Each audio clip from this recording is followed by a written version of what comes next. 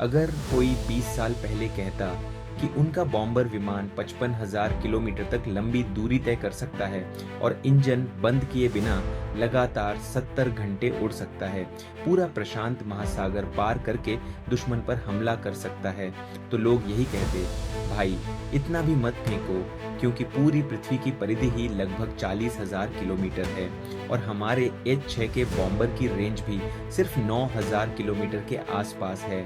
तो फिर ये B-2 आखिर कैसे कर लेता है इतना लंबा मिशन? क्या इसके पायलट रोबोट होते हैं जिन्हें नींद और आराम की जरूरत ही नहीं पड़ती? लेकिन हैरानी की बात ये है, ये सब सच है। ये है दुनिया के सबसे एडवांस और सबसे खतरनाक बॉम्बर्स में से एक, B-2 स्पिरिट स्टील बॉम्बर, जिसे घोस्ट भी कहा जाता है। करीब 30 साल हो चुके हैं इसकी सर्विस को, लेकिन आज तक कोई देश इसकी बराबरी नहीं कर पाया। अब सवाल ये है कि 12,000 किलोमीटर की रेंज वाला B-2 आखिर 55,000 किलोमीटर कैसे उड़ गया?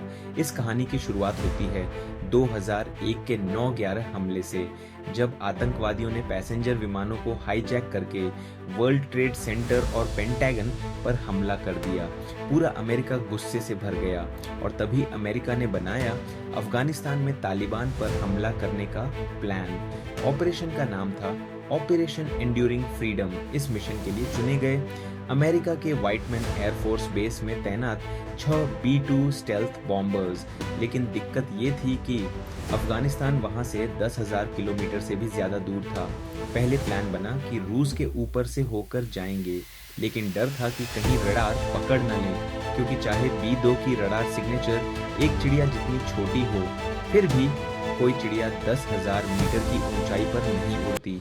अगर रूस ने इसे पकड़ लिया तो अमेरिका की सबसे बड़ी टेक्नोलॉजी हाथ से निकल जाती, इसीलिए वो रास्ता कैंसिल कर दिया गया। फिर दूसरा रास्ता सोचा गया, अटलांटिक ओशन पार करके यूरोप और एशिया के ऊपर से जाना, लेकिन उसमें कई देशों की परमिशन चाहिए थी और मिशन लीक होने का खतरा था। तो आखिर में चुना गया तीसरा रास्ता, पूरा पैसिफिक ओशन पार करके इंडियन ओशन से घूमते हुए पाकिस्तान के रास्ते अफगानिस्तान में एंट्री। ये रास्ता सबसे लंबा था, लेकिन सबसे सुरक्षित भी। सिर्फ एक तरफ की दूरी थी लगभग 27,000 किलोमीटर, जबकि B-2 की मैक्सिमम रेंज सिर्फ 12,000 किलोमीटर है। तो फिर ये पॉसिबल कैसे हुआ? आंसर है मिड एयर रिफ्यूलिंग, यानी हवा में ही फ्यूल भरना। मिशन शुरू हुआ व्हाइटमैन एयरफोर्स बेस से। पहला रिफ्यूलिंग हुआ कैलिफोर्निया के पास समुद्र में, दूसरा हवाई के पास, तीसरा ग्वाम बेस के आसपास, चौथा मलाका स्ट्रेट के पास, पांचवा डिएगो गार्सिया मिलिट्री बेस के आसपास, और फिर पाकिस्तान के ऊपर से अफगानिस्तान में घुसकर B-2 ने बॉम्बिंग शुरू कर दी। मिशन खत्म होने के बाद भी उन्हें वापसी में फिर फ्यूल लेना पड़ा।